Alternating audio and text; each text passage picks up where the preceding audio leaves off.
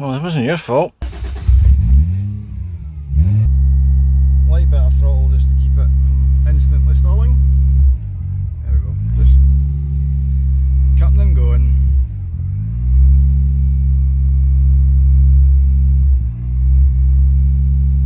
Right, foot off.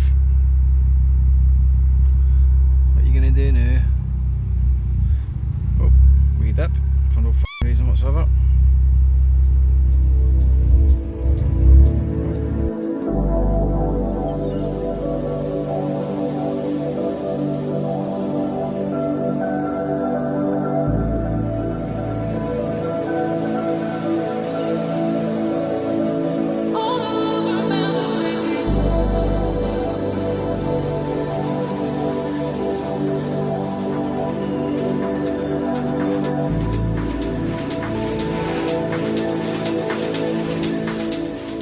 Welcome back to Tools and Track. This time we're going to work on the Supra, and at the end of the episode things are going to be a bit happier than the end of last time.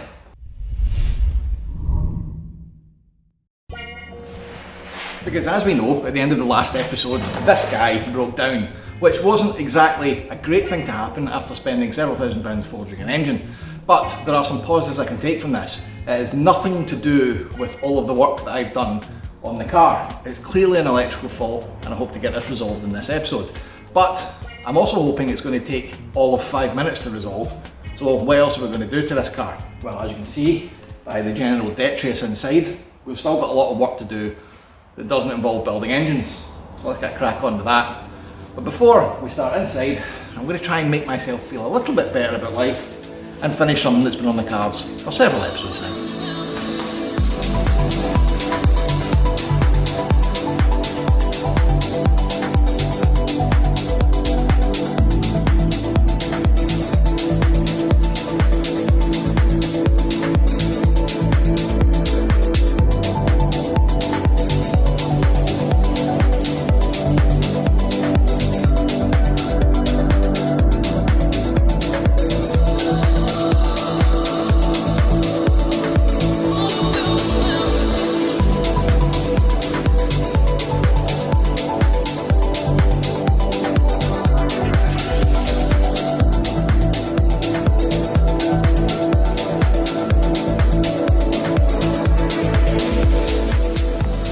Right, so the wheels are on, which is a massive improvement.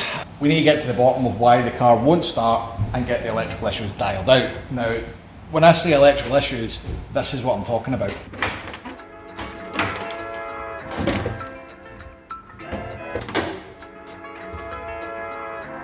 Oh yeah.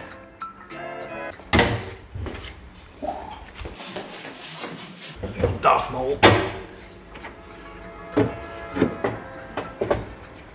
Must find a better solution for that, but never mind. It's been several days, obviously, off camera, and I've been doing a lot of diagnosis in this.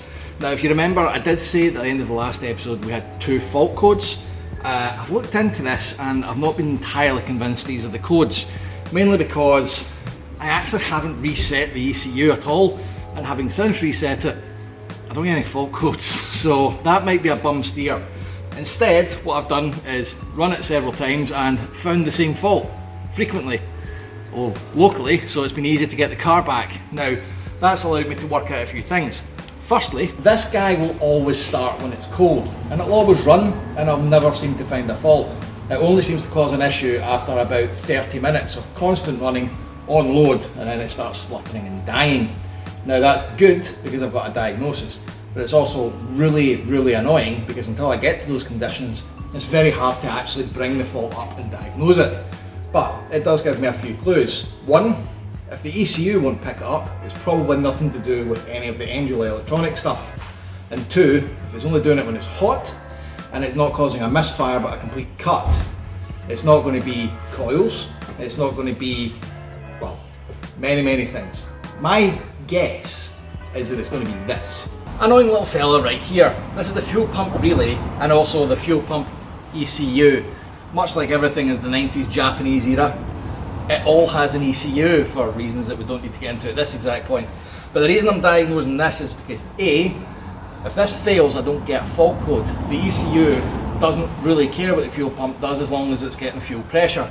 And B, every time I'm running this and it cuts out, these two guys are absolutely roasting. For an electrical component to get hot, there's only two things that can cause it. The first is external factors. We're in an engine bay, there's a good chance of ambient temperature making things quite toasty. But I'm going to rule that out because nothing else electrical under the engine bay is the same temperature. So the component itself must be the reason for the heat. And why is it going to get hot? So who can remember standard grade physics? So Ohm's law is voltage over current and resistance, VIR. Now we know our voltage is fixed, it's 12 volts, the battery will never change. So the difference here is between current and resistance. Now our current is generally sort of around about the 13 amp, okay? Because it's a fairly decent sized pump. The fuse is a 13 amp odd, or thereabouts, maybe a 20 amp, I don't know. I don't really need to research this quite a bit, I just need to explain the principle. So if we're drawing more current, it's because the resistance has changed up or down. If the resistance here decreases, that can increase, and if that increases, so will the heat. Because if you draw more current, all of the stuff that's rated for a 13 amp starts to get a lot hotter. Ergo, we have a failing fuel pump, or at least that's my guess. Either way, I've got a rust patch in the back, I don't have any underseal above the fuel tank, and I've got no history of this fuel pump at all. So here's what we've done about that. I went and bought myself a Walbro.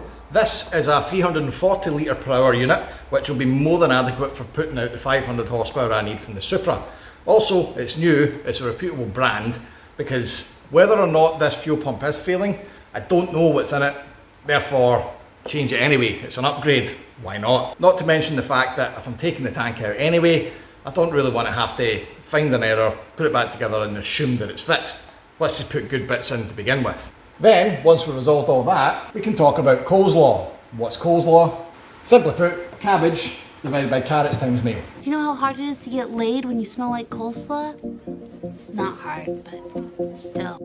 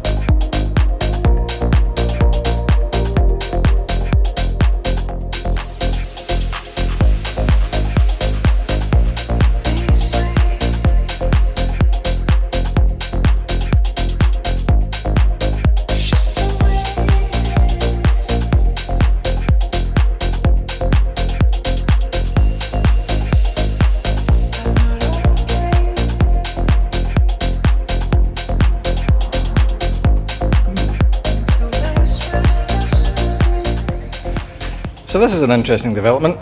The pump that's in it, by all accounts, is a SARD, which isn't shit, put it that way. But the installation leaves a lot to be desired.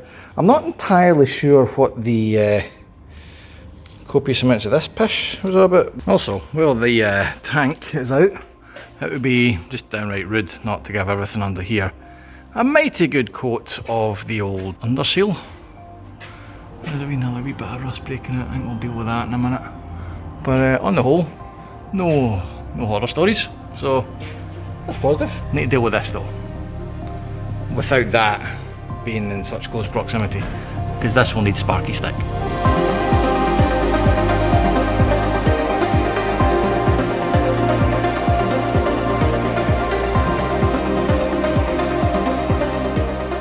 This is what came out. Now I actually had a large sort of bank in it being a completely stock pump, but thankfully, or not thankfully, it looks like somebody in Japan actually spent money on something fairly decent. Good, they obviously did the tuning on the car that they did and thought fuel pressure is going to be a problem, except that SARD haven't been in business for quite a long time, and the likelihood of this being A, a fairly fresh, or B, a genuine pump is fairly low. So I'm still sticking to my guess that this has been the point of failure. Now I could actually plumb it in and test it all, but it's probably easier if we just put the new pump in the car and see if it's any better. Somebody, at least an attempt was made.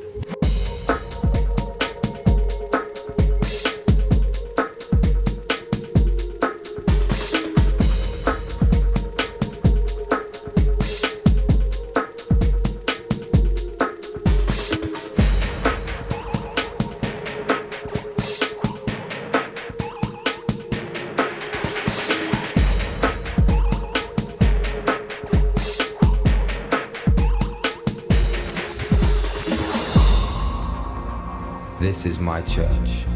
This is where I heal my hurts. It's in natural grace, or watching young life shape. It's in minor keys, solutions and remedies. Enemies becoming friends when bitterness ends. This is my church. As Brian has accurately pointed out, this is probably the only bit of welding that we'll be getting to do in this car, so should probably discuss it. So as you can see, in fact, shed some light on the subject. Ba-ding. That's the area prep, little neat repair panel, and hopefully nobody will be any the wiser.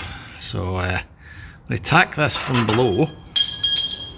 Good. And then we'll do the finishing welds from above. So I've prepped this surface on the other side as well. Yeah, looks like this. This is my church.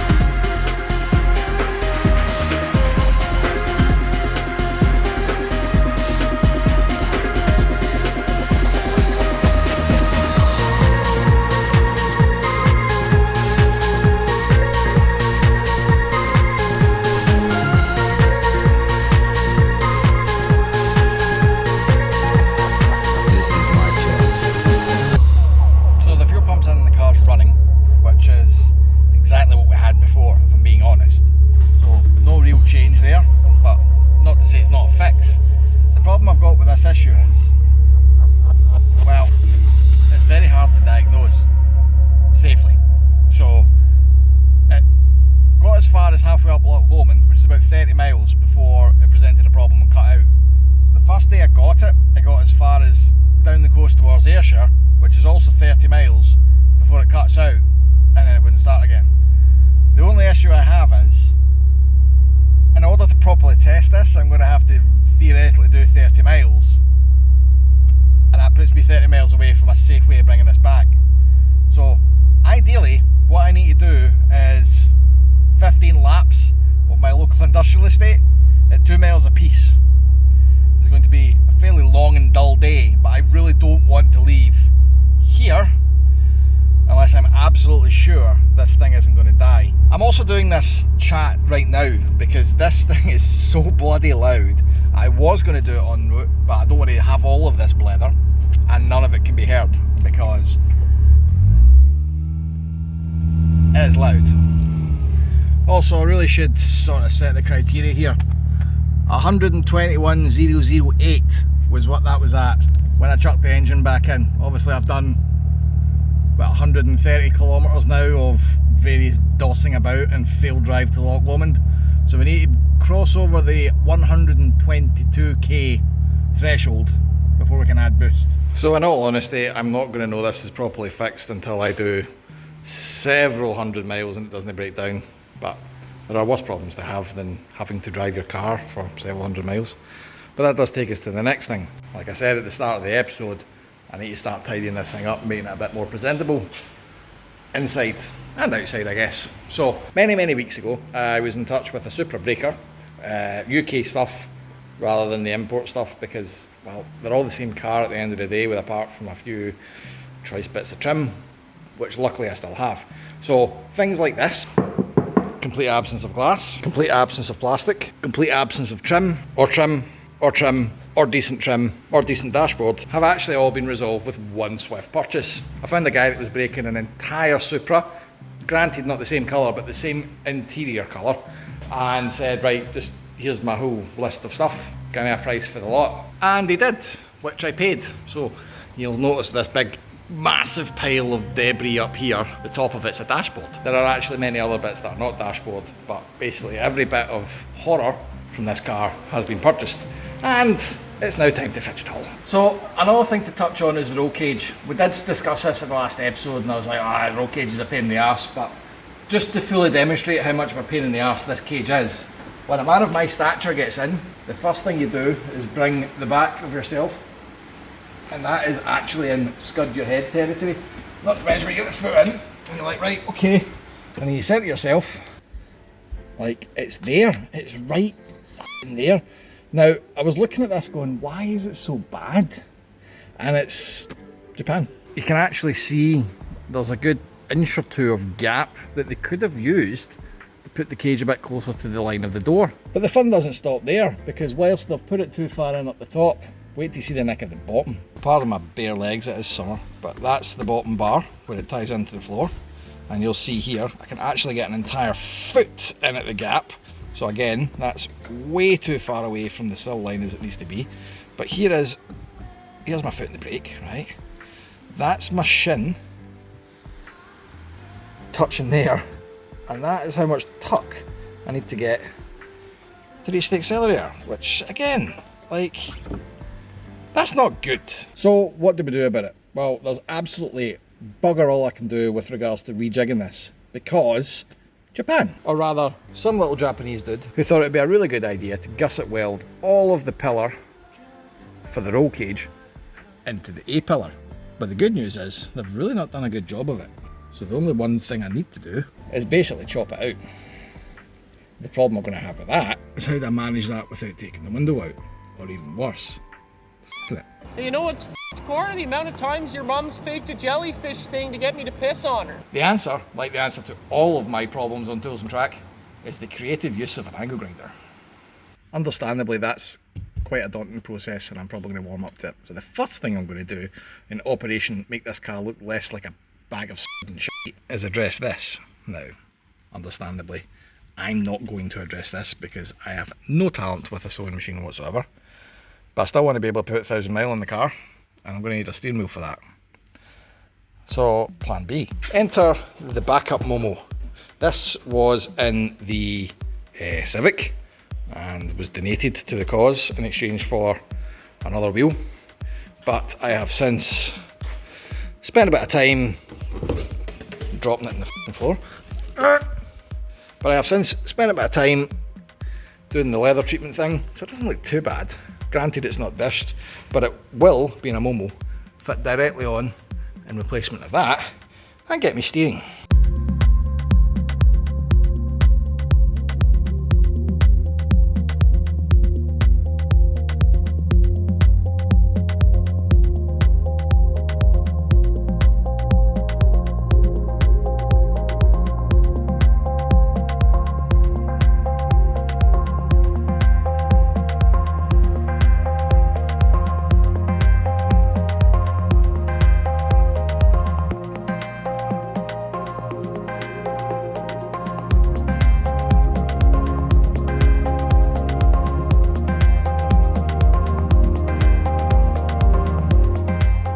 Another victim Tom Sawyer into a task. This is great fun, sanding Tron, you should try it. What was it you said? It's really therapeutic? Yeah, look at the therapy in your face. It's not half as therapeutic as me not having to do it.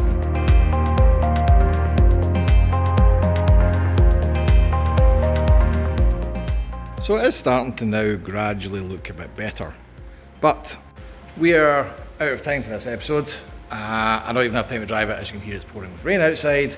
So I'm just going to go and have an early night.